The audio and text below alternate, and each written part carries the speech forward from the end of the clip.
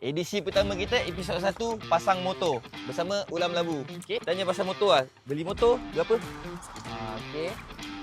Motor beli harga 18. 18,000. Buruk ke lawa masa tu?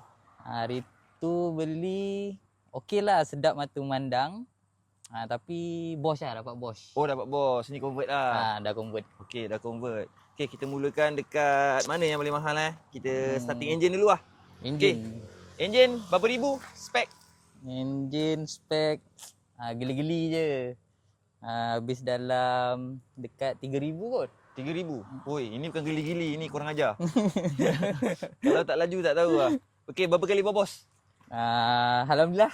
Dah pergi RZ member sekali, belum bawa bos. Belum bawa bos. Cuma makan kat kelas saja. Esok dia bawa bos. Okey, lagi depan. Rim. Rim. Rim apa rim? SL Asia Purple. Lebih kurang habis dekat 1,000 lah. 1,000 kat rim, gantam. Rim siap gantang, lidi, string semua. Tayar sotong. Tayar kita pakai Timsun. Timsun. 1 lebih kot. Lupa lah harga.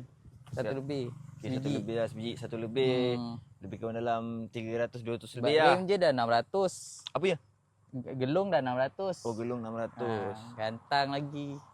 1,000 lah. Oh, 1,000 set tayar lah tu. Semua one set. Okey, untuk pam Brembo tu original ke tiruan ke apa ni?